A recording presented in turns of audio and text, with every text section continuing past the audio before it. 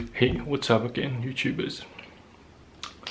So I suppose I should thank God for making me so productive today, as I made, quite several vids, within a single day.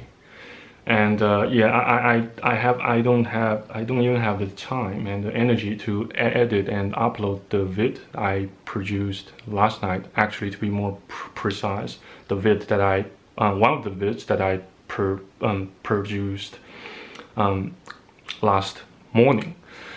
Of course, both in terms of AEST, Australian Eastern Standard Time, and also local Beijing time. And yeah, I just actually, right before I filmed this video, I got a client, quite, who quite annoyed me, and messaged me, so late at night. Actually, yeah, a potential client, not exactly an acquired client, and I had to take care of her requests. But I don't expect to close the deal that easily, so I just leave her be. And yeah, I proceeded to make this video instead. Because I reckon I still have much to learn from the from one of the documents I presented to you guys, previously in my vid, titled something interesting about UN's scholarship programs. I deliberately spelled it. I deliberately spelled the word program with ending with the the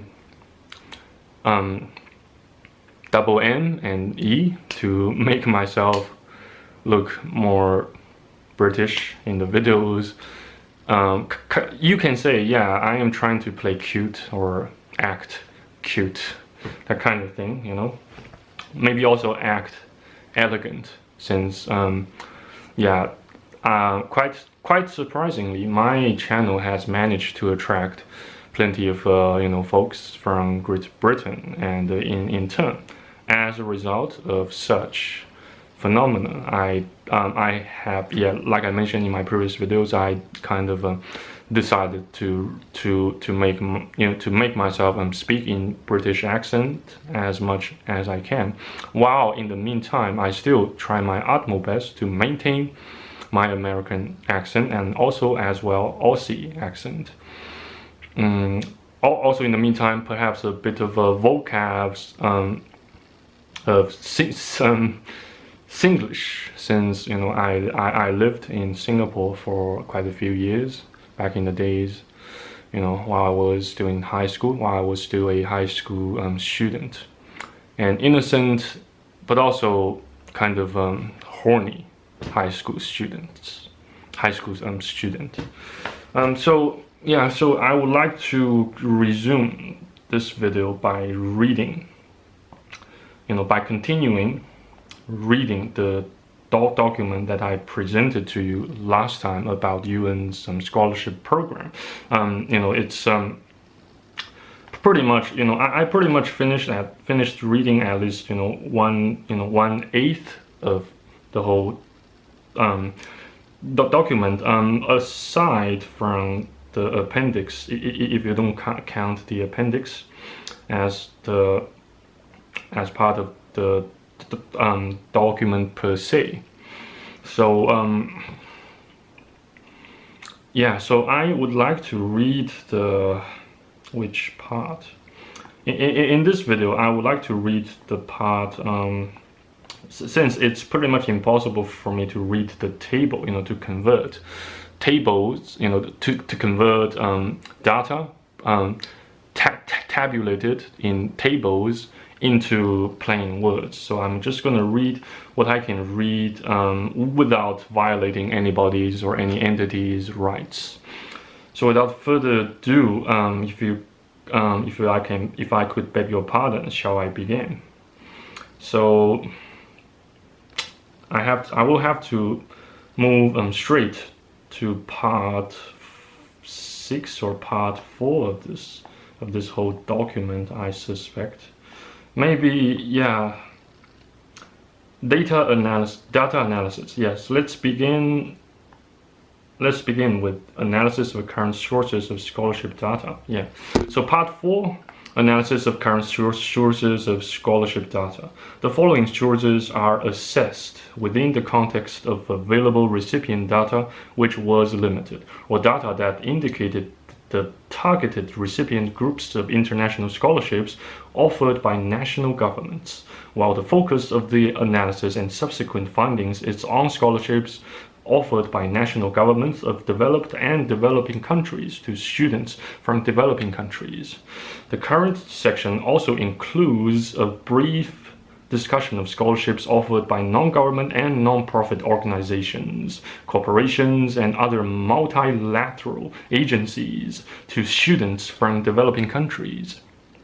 While such scholarships are not intended to count towards the target or to be part of the baseline for target 4.b, they should be monitored as their provision might affect the incentives of the governments of developed countries to either expand or limit their scholarship programs. Monitoring scholarships from these other sources also provides a more comprehensive picture of the extent to which students from the developing world are receiving support for tertiary education regardless of the source of support.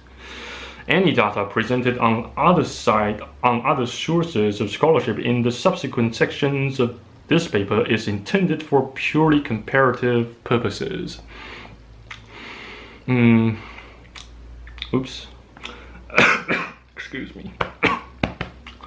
So here comes the part of data synthesis and analysis. The secondary data on various scholarships is synthesized according to the dimensions described in preceding sections. A coding manual was created once the initial data collection phase was over in order to categorize the various levels of information.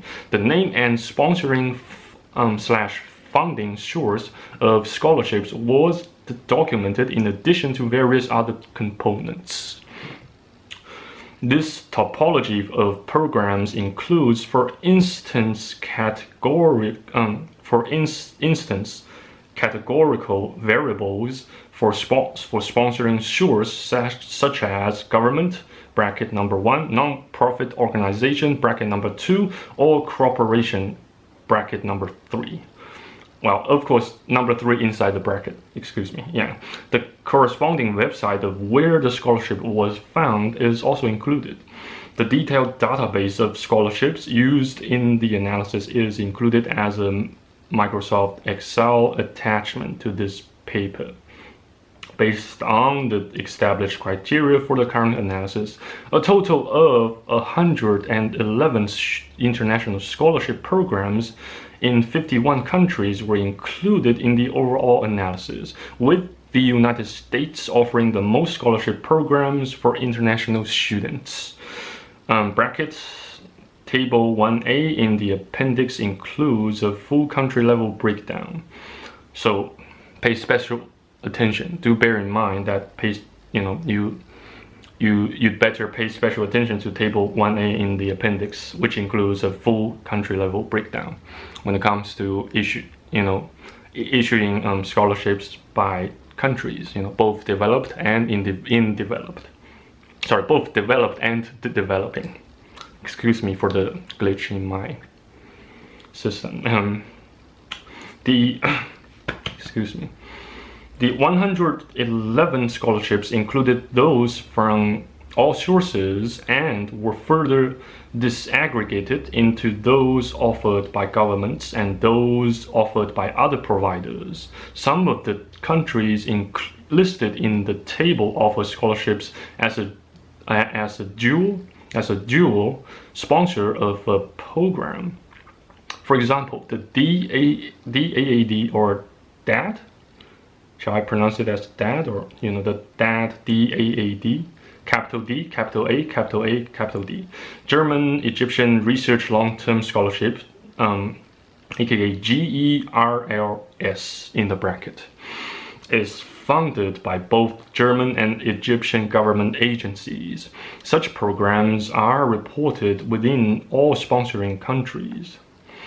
There were also some scholarships that were sponsored by governments of developing countries and were catered. Is it catered or catered? Catered for students from other developing countries. An example of such scholarship included the TWAS, TWAS fellowship programs, which included funding from developing countries such as Pakistan and China, representing a prominent South-South collaboration. Oh my God.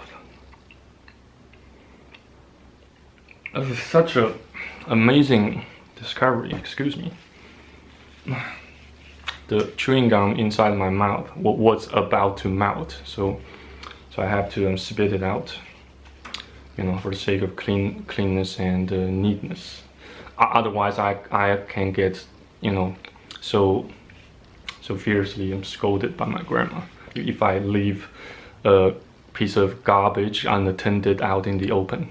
Anyway, let's continue. Where were we? Limitations and data gaps.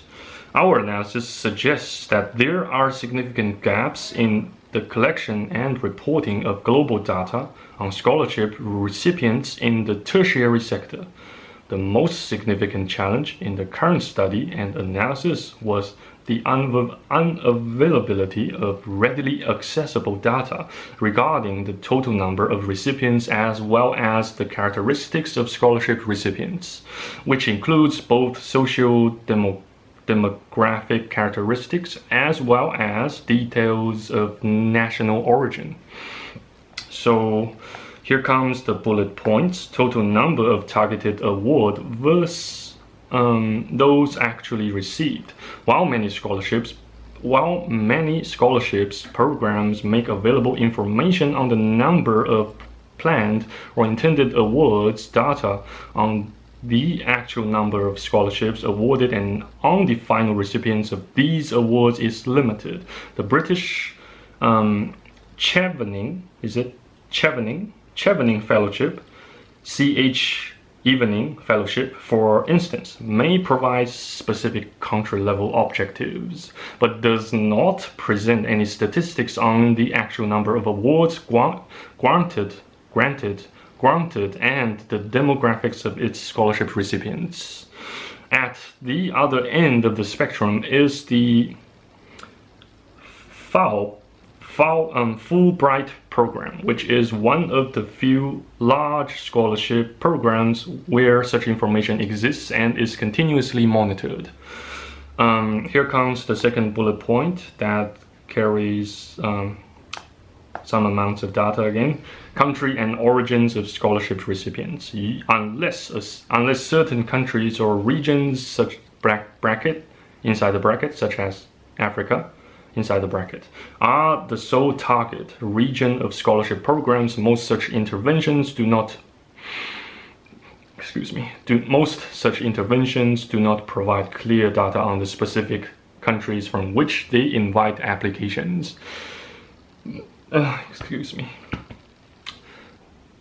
This possibly has to do with the fact that many large programs do not assign quotas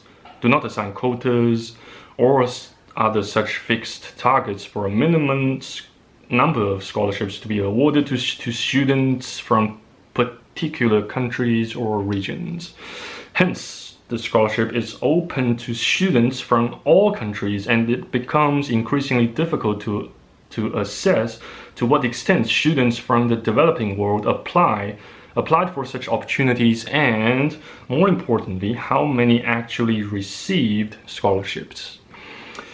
Quite revealing, aren't they? And here comes the third bullet point within this section. Other socio-demographic characteristics of scholarship recipients. Related to the lack of data on scholarship recipients' national origins is the unavailability of data on the broad range of characteristics of either the intended scholarship recipients or on the actual recipients themselves. Such characteristics include gender and socio-economic status, both of which might be important to consider alongside target 4.b to assess to what extent scholarships for students from developing countries are reaching the most disadvantaged populations within these countries. There are at least two possible reasons for this gap. One, funders of scholarship programs might consider recipient data to be confidential and proprietary data, similar to how higher education institutions do not disclose information on how admissions decisions are typically made. And second, it is possible that disclosing recipient data might reveal that some programs are not meeting their declared goals or targets of providing opportunities for certain populations, such as students from developing countries from disadvantaged backgrounds, or for women.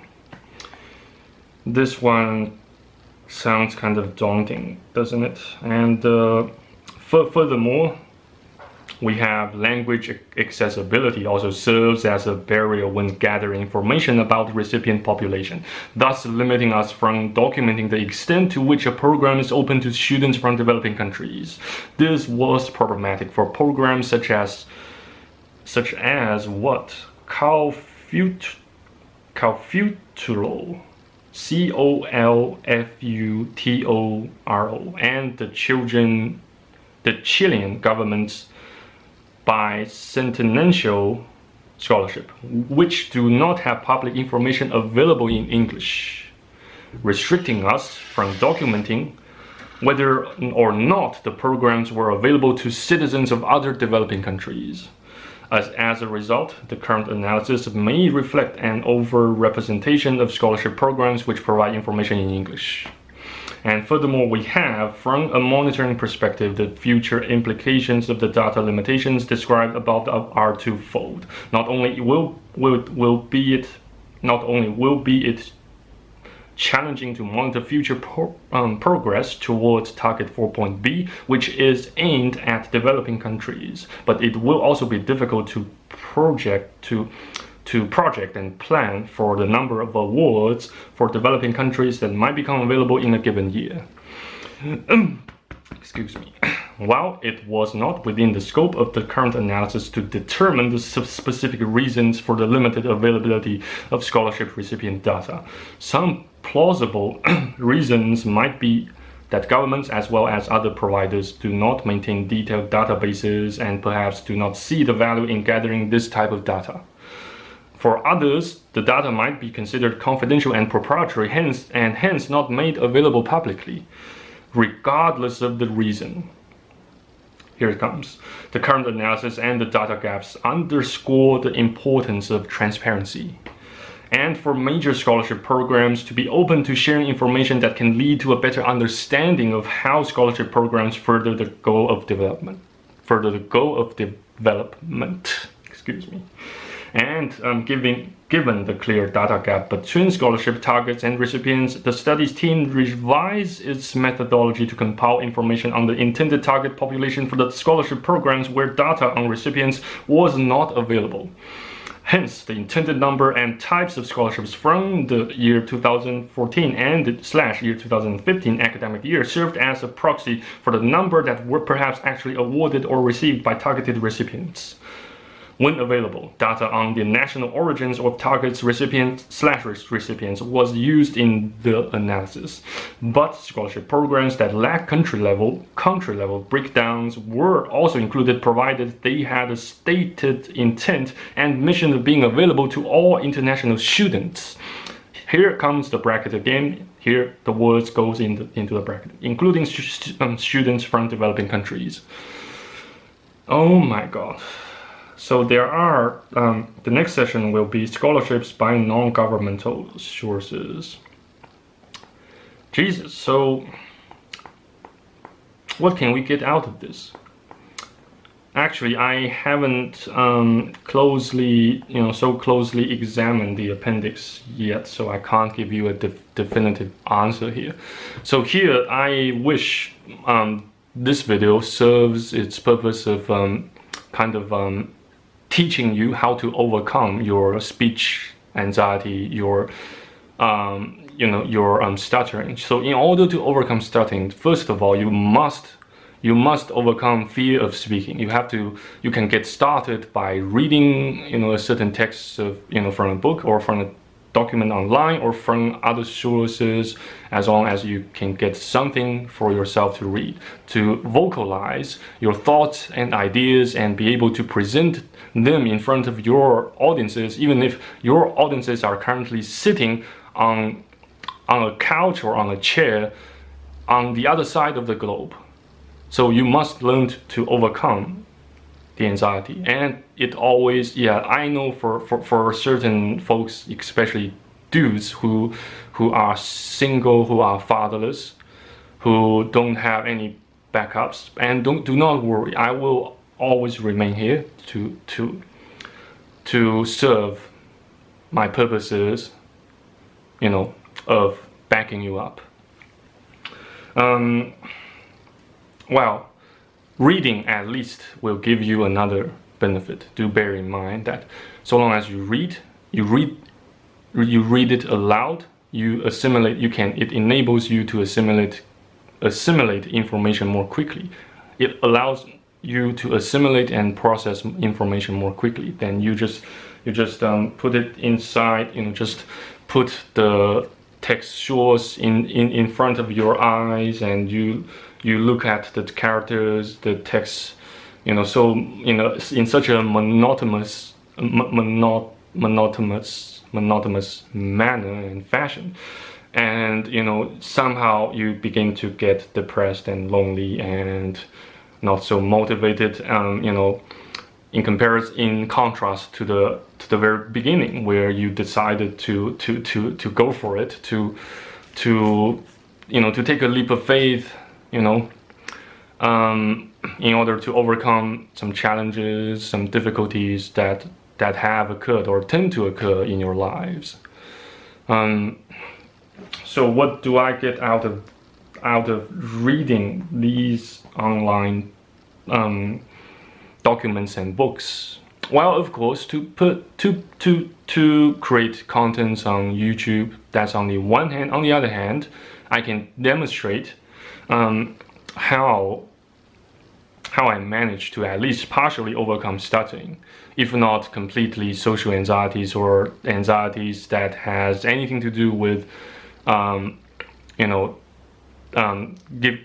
giving a speech, or fear that I might stutter at some moments on some occasions in front of certain people. Even sometimes I do stutter in front of this camera, but I still stutter a lot when I speak. Not when I speak Japanese, at least, because whenever I begin to speak Japanese, whenever I begin to make cold calls to Japanese people, to Japanese folks in Japan, my brain somehow automatically, sends my soul, my mind, the signal that I can't do so without stuttering, without having to stutter. So the only key to overcome it is to practice. I don't see a shortcut to overcoming stuttering, and the anxiety associated with stuttering. So it's all about you, actually. Well, in terms of the physical effort, it's all about you. It's nothing to do with God in terms of physical effort, since God has given you the limbs, at least for most of my audiences who might be watching my vids right now, right here, or right there, not right here, but right there. Sorry about, I beg your pardon for my grammatical errors, but here's the idea. You just have to take it step by step. You can first of all, set your targets or goals this way. First of all, let's try if you can overcome the fear of speaking in front of a camera alone, on your own.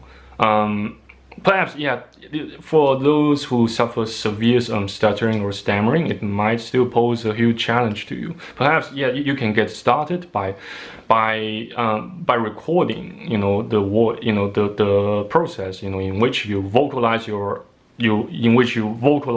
texts that are readily available, that are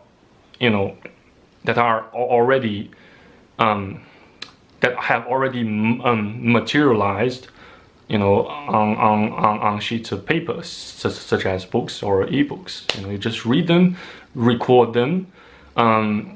Maybe at the very beginning, you don't have to. You don't have to film a video that lasts like maybe half an hour, like what I tend to do most recently. But instead, you just try so doing in 5 minutes, just for 5 minutes. Sorry, I beg your pardon again. For 5 minutes, try so doing for 5 minutes, or even 3 minutes, or even 2 minutes, or even just 1 minute. Or if you still can't, maybe try 30 seconds. Try doing so 30 seconds, or even less. 20 seconds, 15 seconds, you name it. You can take your levels, you can increase your levels of action so incrementally, just like what you do with mathematics. If you do happen to have taken advanced mathematics in colleges or at unis, then you should know how the differentiation works, how calculus works. Basically, calculus includes two aspects: differentiation and integration. You just try to divide something, infinitely, you just try to divide something, some sort of an ordinary object that you and me tend to see, on a daily basis, such as a cube, such as a football, a basketball. You try to, divide a circle infinitely into infinitely small pieces, so that you can calculate, so that you can devise the formula, by which you use to calculate the area or the volume of a full circle or a sphere. That's basically how I reckon that's basically how differentiation works, and so does your attempts and effort have to work in such fashion, so that you can overcome stuttering step by step, just like I do. Since, well, I can't say I have overcome stuttering completely 100%. I can't say that I don't stutter at all, but at least for every YouTube video you have made, for every YouTube video you have made, your hard work will not just perish like that in vain. Even if you failed to save the file and upload it to YouTube, so that people could see it. Sorry, I got sidetracked again. I plan to make many other videos for tonight, that relates to women. Actually, yeah, I haven't fulfilled a promise that I made to you guys. Almost 2 days ago, that I like to share another horrifying story. Actually, not exactly a story, but it is a fact. It was what truly happened within the family unit of that grand uncle of mine. But for now, it's nearing the time frame limits of this camera, so I have to say Betty bye. And thank you again for watching and listening. Take care. Stay tuned, stay faithful, and hold the line. Cheers.